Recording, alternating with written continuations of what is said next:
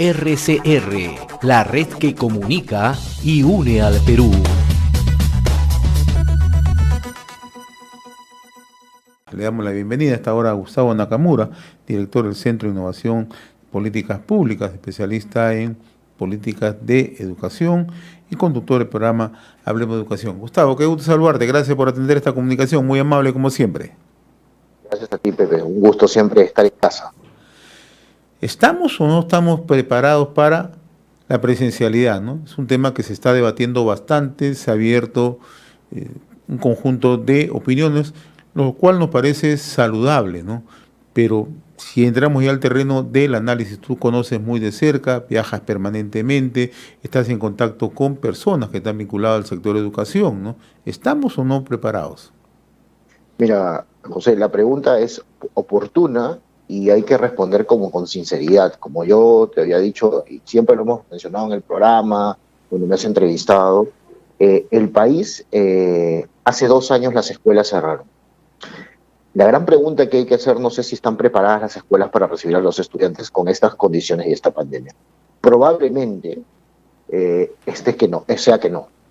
Entonces, entendiendo en cuenta que no estén preparadas y cuando ha habido tantos cambios de ministro, y por culpa del mismo ejecutivo, ¿no? Porque Juan Cadillo estaba, no sé qué pasó, y de la noche a la mañana un WhatsApp y lo sacaron, entró otro, el señor Gallardo, fue censurado por el Congreso, ya sabemos, y ahora entra el maestro Serna, que es una persona que tiene experiencia de gestión pública en las regiones. Y él ha sido muy sincero en decir que probablemente la fecha de inicio sí o sí sea a finales de marzo. Yo creo que el país, en este momento, el presidente de la República como profesor debería salir al frente y decir la verdad. ¿Cómo encontró su gobierno las escuelas de la anterior gestión? Y hacia adelante, como él dice, el pueblo, hablar correctamente, como el pueblo lo pide, que la población pide, y saber si realmente estamos preparados o no. Ese es un primer punto, porque fíjate, José, el gobierno acaba de decir que nos ha invitado la OCDE. Yo he estado, gracias a un tiempo, casi menos de un mes, en países de la OCDE, por trabajo y por descanso familiar. Y he visto de cerca en Europa cómo los colegios están trabajando. Entonces, hay experiencias, si queremos llegar a la OCDE, tenemos que mirarnos a países de la OCDE. ¿Estamos? Entonces, si es que decimos con el discurso político que queremos la OCDE, bueno, vayamos a ver los países de la OCDE cómo trabajan.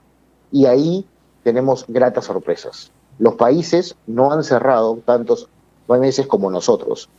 3 meses, 5 meses, 6 meses, exagerando. Entonces, hoy, con la variante Omicron, en países de Europa, en Alemania, Bélgica, España, Francia, han cerrado 2 semanas, 3 semanas, y después han vuelto, porque la cantidad de test que se aplican son monumentales.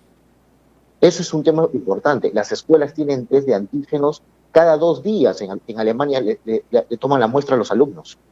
Imagínate el nivel que están teniendo. Tú cada 2 cuadras que vas tienes un lugar gratuito para hacerte test. Gratuito. Entonces, bueno, esos son los niveles de vida que queremos como país, claro. Entonces, te diría que si tú tienes una infraestructura de esa magnitud, obviamente podemos empezar rápidamente. Hoy, la verdad que yo lo veo bien complicado. Ahora, si nos ceñimos a las cifras que ha dado a conocer hace unos días el propio Ministerio de Educación, son más de 50.000 escuelas públicas en el territorio nacional, ¿no? Y lo que detalla este informe que alrededor de 22.000 no están en condiciones, o sea, necesitan refacción total, ¿no? Y la mayoría de estas escuelas se ubican en zonas rurales, ¿no? Tú apuntabas al inicio de la conversación, Gustavo, que desde que se declara la emergencia, un 16 de marzo del 2020, se hizo un conjunto de promesas, ¿no? Mantenimiento de centros educativos, dotarlos de agua, dotarlos de saneamiento, condiciones básicas, bioseguridad, protocolos, ¿no? La gran pregunta es, han pasado varias gestiones, varios ministros de Estado, ¿no? Y no tenemos un avance a la fecha, muy por el contrario, ¿no? Lejos de mostrar con transparencia lo que tenemos, muchas veces lo que estamos asistiendo es a no conocer la realidad de la situación, ¿o me equivoco? Es que probablemente eso pase, José, y eso lo hablábamos acá nosotros de cuando empezó la pandemia, ¿te acuerdas? estábamos en cuarentena, todos en cuarentena. Ustedes a la justa podrían hacer el programa, se cerró el país, 6 meses la economía se paralizó y vivimos las consecuencias de ello. Y claro, la promesa era que iban a construir nuevos colegios, la promesa era que iban a refaccionar los colegios, iban a aprovechar este tiempo que los chicos no estaban para mejorarlos. Bueno, la pregunta es, ¿se hizo o no se hizo? Creo que el ministro Serna ya respondió a la pregunta. Falta refaccionar toda esta cantidad de escuelas que tú mencionas. Por lo tanto, lo más probable es que no se haya hecho. El otro aspecto, Gustavo, es que hay quienes plantean seguir ya con un modelo híbrido, ¿no? O sea, educación virtual y educación presencial, ¿no? Pero ahí vamos nuevamente a lo que muchos mencionan permanentemente, el tema de las brechas, ¿no? Y son realidades, ¿no? Si uno mira lo que está aconteciendo en las zonas más alejadas del país, comunidades nativas, comunidades originarias, ¿no? En zona de selvas, ¿no? O las comunidades campesinas, centros educativos por encima de los 3.500, 4.000 metros sobre el nivel del mar. La gran pregunta es que el tema de conectividad es uno de los principales, ¿no? O sea, falencias con las que están en el día a día, ¿no? Entonces, ¿cómo es que podemos, ¿no? En cierta medida, ¿no? Llegar a marzo con condiciones mínimas? ¿Es posible o nuevamente vamos a volver al círculo vicioso? Yo lo creo, mi pronóstico, José, es que vamos a volver al círculo vicioso. Esto me hace indicar eso. La respuesta viene por dos variantes, ¿ok? La primera que has mencionado sobre cómo poder llegar, ¿no?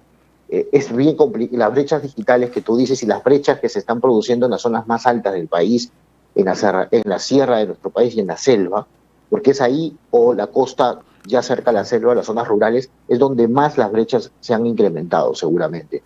Digo seguramente porque son los que decimos los estudios que hay a nivel mundial de cómo han bajado. La pregunta es, ¿todavía el ministerio no ha hecho un estudio real? Ni un ministro hasta ahora que ha entrado dice, se ha parado al frente de la población y dice, vamos a hacer una evaluación real de cómo hemos mejorado o hemos empeorado los aprendizajes y las competencias. Nadie ha tenido, disculpa la palabra, los pantalones de decirlo, porque eso implicará decir a la población la verdad, que probablemente se han incrementado las brechas, lo que ya suponemos, pero hay que medirlo. Si tú no mides, no sabes hacia dónde vas. Si no, ¿cómo sabemos hacia dónde vamos? Entonces, eso es un primer punto, que nadie lo ha hecho. Ojalá que el ministro Serna lo haga, porque es importante, no digo censal, a nivel muestral. Ese es un primer punto. Y si queremos hacer educación semipresencial o híbrida, empecemos a hacer las cosas bien. Tengamos una política de educación a distancia. No existe en el país una política de educación a distancia, porque las universidades tienen un modelo, los institutos, los colegios. Queremos hacer, hagamos una política nacional de Estado sobre que entre la educación a distancia. ¿Cómo? Y a partir de ahí regularla.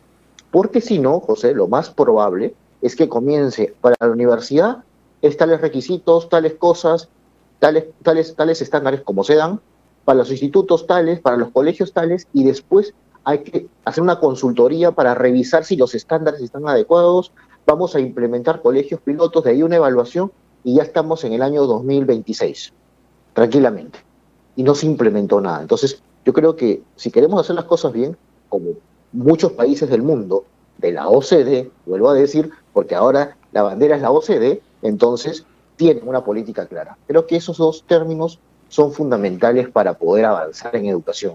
Probablemente, José, yo creo que en marzo vamos a tener un nuevo retraso, espero equivocarme. A lo mejor empezarán algunas escuelas de Lima Metropolitana o de provincias que tengan las condiciones que dice el ministro, y las escuelas privadas que también tengan condiciones seguramente empezarán. El resto esperará su turno porque lamentablemente el Estado no ha llegado. Ahora, Gustavo, ¿existe algún indicador oficial elaborado por el Ministerio de Educación respecto a si hemos mejorado o hemos empeorado en los últimos 2 años en medio de toda esta emergencia sanitaria respecto al tema de educación básica regular? ¿Existe algún estudio? Por ahora no hay ningún estudio. Que se sepa públicamente, no. No hay un estudio público que diga, bueno, esto es lo que se ha hecho. son estudios internacionales que se dicen más o menos cuáles son las brechas. Y recuerda, José, que la prueba censal no se toma hace ya 2 o 3 años, 3, 4 años. Entonces, ahí también es un tema que, o sea, ha quedado, tanto se luchaba por la meritocracia, tanto se habla de la reforma, tanto se habla de las reformas o contrarreformas, pero no estamos evaluando. La evaluación es algo inherente al acto educativo. La evaluación es algo que debería ser el ADN de la educación. El sector educación debería ser el que más evalúe para saber cómo tenemos que avanzar. Es importantísimo eso. Entonces, ¿cómo es que pensamos recuperar en aquellas zonas donde tienen dificultades, ¿no? Para el tema de conectividad, para el tema de enseñanza semipresencial o presencial, ¿no? ¿Cómo es que se está pensando restablecer y lo que muchos dicen vamos a recuperar el tiempo perdido, ¿no? Pero ¿cómo? Si no tenemos una medición, no tenemos un monitoreo, no tenemos un estudio, no sabemos si las direcciones regionales de educación están trabajando, ¿no? En ese sentido, si se está coordinando con el Ministerio de Educación, ¿no? O sea, ¿hacia dónde vamos? Yo creo que lo primero que tienen que hacer es una evaluación. Yo saludo que hayan tenido una mesa multisectorial para el tema educativo, para el retorno a clases. Me pareció muy bien que varios ministerios, es la forma de avanzar, pero no solamente los ministerios, están las regiones, está la prensa, está el sector privado, está la sociedad civil que tiene que entrar en esa reactivación de las clases. Entonces, ¿se ha dado un primer paso? Sí. Yo creo que tiene que haber una evaluación, no censal, pero sí muestral. A lo mejor el ministerio ya lo tiene. Y sería bueno, en base a eso, transparentar y ver cuáles son las regiones y qué zonas específicamente se necesitan, qué soporte en aprendizajes, pero o en temas de pedagógicos, curriculares, y también en cuáles se necesita mucho el soporte emocional. Porque mucho se habla del soporte emocional psicológico. Entonces, imagínate, también ahí tenemos una brecha fundamental que trabajar con los estudiantes que retornarán o semi-retornarán a clases. El otro tema, ¿no? Probablemente también acá tenemos brecha, ¿no? Lo que puede presentarse en las instituciones educativas privadas y en las públicas, ¿no? El tema de la enseñanza, el factor humano, los profesores. Los profesores en las escuelas públicas, Gustavo, ¿están preparados para una enseñanza híbrida, es decir, brindar clases virtuales y clases presenciales en estos momentos? Mira, yo te puedo decir con franqueza que hay un sector que sí debe estar preparado ya, porque son autodidactas y son luchadores, ¿no?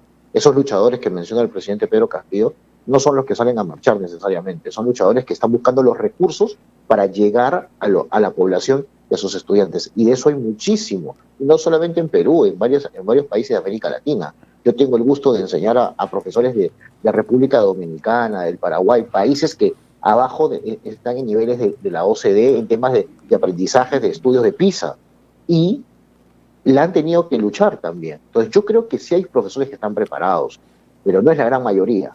Entonces todavía toca seguir con un tema de formación, pero en vano está, si vamos a un sistema de política de educación a distancia y un sistema híbrido, tenemos que trabajar de varias formas. Uno, los docentes que actualmente están siendo en aula, los docentes en servicios deberían recibir estos procesos de formación, y también cambiar las currículas en formación inicial para que los estudiantes que están estudiando educación para ser maestros ya vengan con estas competencias. Entonces hay que trabajar por los dos lados para poder conseguir los resultados que queramos. Entonces yo creo que todavía no toda la población, yo creo que muchos profesores se han adaptado a estos ritmos, pero ojo, es un porcentaje, no lo sabemos tampoco. No sabemos cuántos profesores están realmente preparados para ello. Mira lo que ha pasado con las evaluaciones de nombramiento. Entonces, la cosa, la verdad, está bien dura para el sector, y si no evaluamos lo que estamos haciendo y no tenemos claridad y norte claro, la población se va a cansar de toda esta situación, como ya está cansada, porque escuchaba hoy en redes sociales, veía, ¿no? Ahora ya no va a haber toque de queda, otra vez se abren las discotecas, probablemente se abren los bares, se abre todo, y los colegios nunca se abren. Entonces también es otro tema, o sea, es inaudito que no se abran las escuelas.